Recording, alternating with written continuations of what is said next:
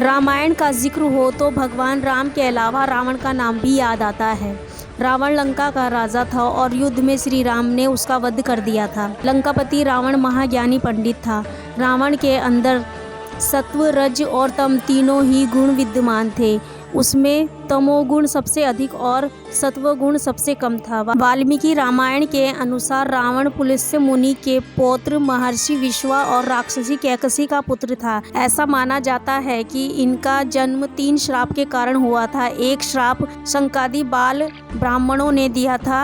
इसी तरह अलग अलग जगह और 2 श्रापों का जिक्र मिलता है। तो आइए सबसे पहले जानते हैं रावण के जन्म के पीछे का रहस्य और एक ब्राह्मण पुत्र होने के बाद भी रावण में राक्षसी सत्व आने वाले गुण कैसे आए। वाल्मीकि रामायण के अनुसार पौराणिक काल में माली, सुमाली और माल्यवान नाम के 3 कुरु दैत्य भाई हुआ करते थे। इन तीनों ने ब्राह्मणों जी की घोर तपस्या की और उससे प्रसन्न होकर ब्रह्मा जी ने उन्हें बलशाली होने का वरदान दिया।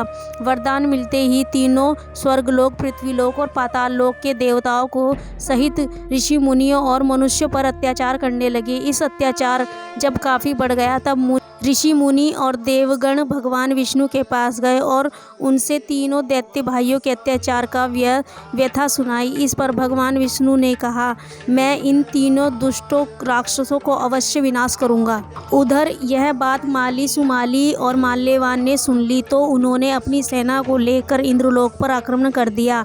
इस पर भगवान विष्णु इंद्रलोक आकर राक्षसों का संहार करने लगे।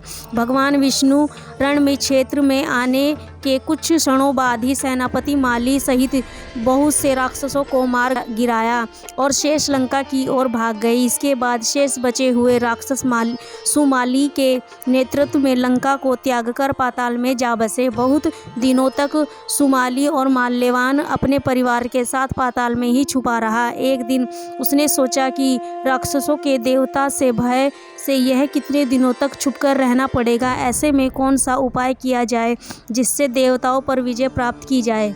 कुछ दिनों बाद वह भ्रमण करते हुए पृथ्वी लोक आए तो वहां पर उन्होंने कुबेर को देखा जो कि विश्वा के पुत्र थे। कुछ क्षण बाद उन्हें कुबेर का ध्यान आया। तब उसके मन में विचार आया कि क्यों ना वह अपनी पुत्री का विवाह ऋषि विश्वा से करा दे, जिससे कि उसे कुबेर जैसे तेजस्वी पुत्र की प्राप्ति आसानी से हो जाएगी। इस पर सुमाली अपनी पुत्री कैकसी के पास पहुंचा और बोला, पुत्री तुम विवाह के योग्य हो चुकी हो, परंतु मेरा भय की वजह से कोई तुम्हारा हाथ नहीं मांगने आया मेरे पास। इसलिए राक्षस वंश के कल्याण के लिए मैं चाहता हूँ कि तुम पराक्रमी महर्षि विश्वा के पास जाकर उनसे विवाह करो और पुत्र प्राप्त करो। राक्षसी होते हुए भी कैकसी एक धर्मपरायण स्त्री थी। इसके चलते उसने अपने पिता की इच्छा को पूरा करना अपना धर्म माना और विवाह के लिए स्वीकृति दे दी। इसके बाद कैकसी महर्षि विश्वा से मिलने पाताल लोक से पृथ्वी लोक चल पड़ी।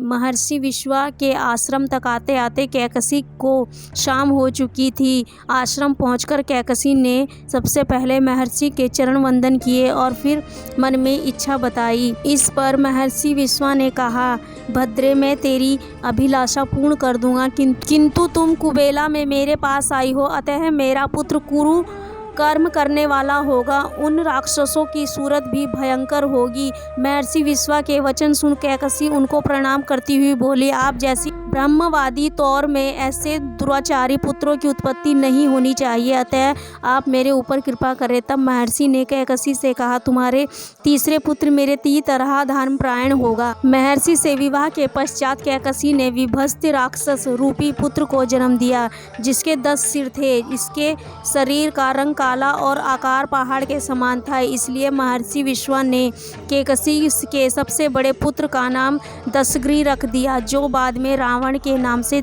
तीनों लोकों में जाना जाता है। इसके बाद कैकसी के गर्भ से कुंभकर्ण का जन्म हुआ, जिसके समान लंबा चौड़ा दूसरा कोई प्राणी न था। तद्यंत बुरी सूरत की शूर्पणखा उत्पन्न हुई। इसके पीछे कैकसी के सबसे छोटे पुत्र धर्मपरायण विभीषण का जन्म हुआ। रावण को दशानंद कहते हैं। उसका नाम दशानंद उसके दशग्रीव नाम पर पड़ा। कहते हैं कि महातपस्वी रावण ने भगवान शंकर को एक एक कर अपने 10 सर अर्जित किए थे। उसने कठोर तपस्या के बल पर ही उसे उसे 10 सिर प्राप्त हुए, जिससे लंका युद्ध में भगवान राम ने अपने बाणों से एक एक कर काटा था। यदि रावण ने कठोर तपस्या से अर्जित अपने उन 10 सिरों की बुद्धि का समर्थन और सही इस्तेमाल किया होता तो शायद इतिहास में अपनी प्रचंड विद्वता के लिए अमर हो जाता और लोग उसे घृणा से नहीं बल्कि उसकी पूजा किया करते। रावण वीणा बजाने में पारंगत था, शिव भक्त था। रावण ने ही शिव तांडव स्तोत्र की रचना की थी। रावण वास्तुशास्त्र का बहुत बड़ा ज्ञाता था। कहते हैं कि माता पार्वती के लिए महल के निर्माण का कार्य भगवान शंकर ने रावण को ही सौंपा था। तब रावण ने सोने की लंका का निर्माण किया। भगवान शिव ने गृह प्रवेश की पूजा के लिए भी रावण को ही पुरोहित बनाया था। जब पूजा समाप्ति के बाद दक्षिणा देने का नंबर आया तो रावण ने वही सोने की लंका भगवान से दक्षिणा में मांग ली थी। तो दोस्तों, रावण गुणों के साथ साथ अवगुणी भी था, जो कि आपने इस वीडियो में जाना। और आप लोगों को यह जानकारी कैसी लगी प्लीज़ कमेंट करके ज़रूर बताएं। और आप लोग रावण के बारे में क्या कहना चाहेंगे आप कमेंट बॉक्स में ज़रूर करके बताएं। और प्लीज़ हमारे चैनल पर न्यू हो तो हमारे चैनल को लाइक करें, शेयर करें, सब्सक्राइब करें और हमें सपोर्ट करते रहे। सभी का दिल से धन्यवाद। Thank you.